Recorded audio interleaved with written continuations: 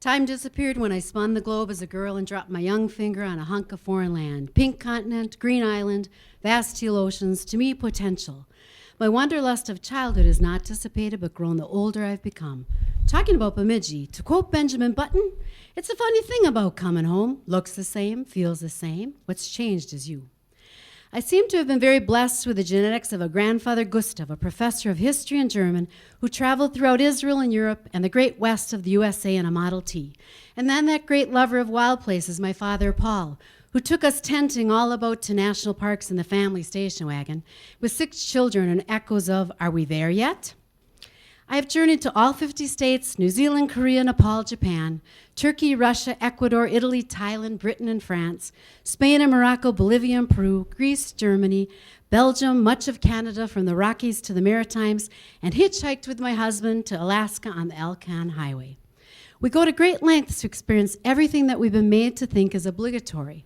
The ruins, the old churches, the traditional foods, and yet by the end of all this, the feeling is that we haven't really felt the truth of the place.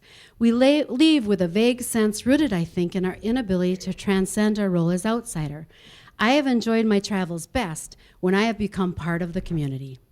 When one wakes in a Greek olive grove in a tent, strolls with 50 horses on the rolling high meadows of Kyrgyzstan, walks on the edge of the Chimborazo volcano in Ecuador, and delights in the view of sperm whales with the Maori people in New Zealand, and so many stellar moments, one is connected to landscape. There are lots of good reasons to travel far. Sometimes we simply need to escape the numbing demands of work's grind. Sometimes we've lost our way and need the life-altering clarity once we get away from leaping outside the comfort zone. Sometimes we hope to connect with our peers around the planet who face challenges similar and different from our own. I believe in the ecology of humankind. Interconnected we are. Mark Twain, travel's fatal to prejudice, bigotry, narrow-mindedness. On the road you learn that ethnic underdogs everywhere are waging valiant struggles. I believe the U.S. tends to underestimate the spine of other nations. We don't have a monopoly on bravery or grit. In fact, we might be less feisty than hard-scrabble emerging nations that feel they have to scratch and claw for their survival. Writer Rick Steves said this, "I remember the confusion I felt when I met someone who wouldn't trade passports with me. I thought, I've got more wealth, more opportunity than you. Why wouldn't you want to what I've got? I assumed anyone would aspire to the American dream. But the vast majority of non-Americans don't. They have the Bulgarian dream, Nepalese dream. And be patient. You'll experience flight delays, screwed up food orders, and lost hotel reservations. Take it in stride. Some days when my husband and I sat along the Alcan Highway, hitchhiking to Alaska, not a single car went through on those 20 hours of sunlit days. We learned how to dance with the dog, do a lot of botany study, just be in the moment. And take time to observe the children and delight in their universal laughter. There's more you can learn from sitting at a park bench and being with kids of a country than you can from reading a guidebook. The little things can be very important insights to the nuances of the country, ebbs and flows of culture. And yes, it's true, I chased the Roma gypsy women down in Milano, Italy, with hands all over me grabbing my passport, but I caught up with them when the Italian polizia waved me on to take justice into my hands. It ended with Al and I having a delicious gelato, free gratis, from the Gypsy Sisters. And then those Maoists with their receipt for extortion. Sometimes it's finding the familiar and far-off locales that brings the biggest joy.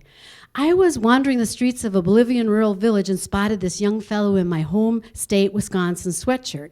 And while visiting Japanese schools on a Fulbright, a misspelled but still great to see Minnesota sweatshirt on this Japanese student. If you find bliss in the forest, on the highest peaks of the Himalayas, in the cool of a Greek Orthodox nunnery, come back and teach me. You are completely in control of the extent to which you understand the world around you.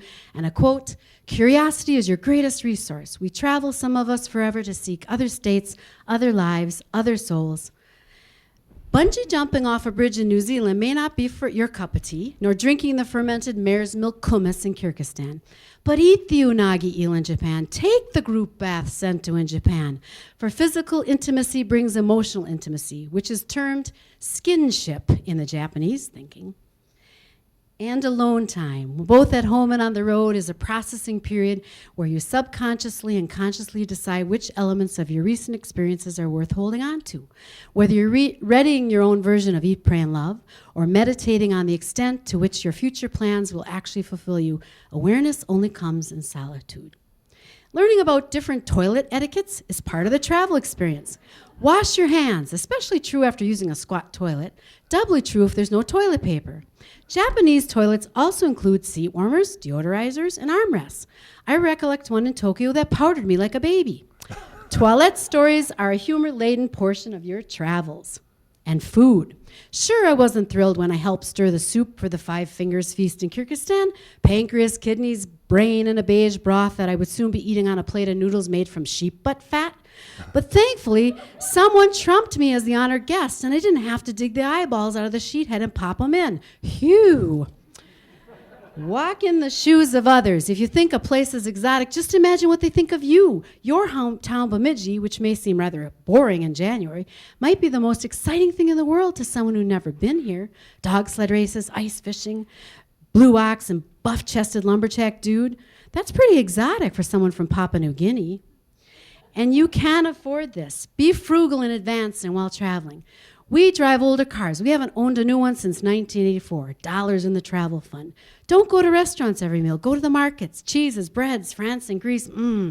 Bus travel, not rental cars. Ecuador was $1 an hour to travel on the bus.